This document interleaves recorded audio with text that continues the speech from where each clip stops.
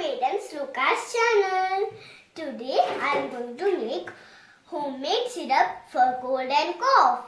For that required materials are water, pinch of turmeric powder, quarter pinch of snake lime. First I am going to take one bowl.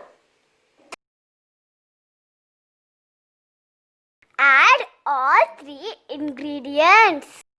I learnt this from my grandmother. Wait till it will boil.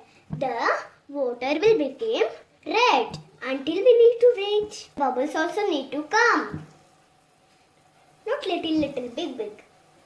We can switch off the stove. We can drink it hot or warm. This syrup is enough for 2 kids of age 5 to 10 years. We can drink it only in bedtime, and after drinking this syrup, you don't need to eat anything. Even water also you don't need to drink. Just drink this and go to sleep. Like this you need to do for 3 days. Let me drink in front of you, okay? Be careful guys, it's very hot.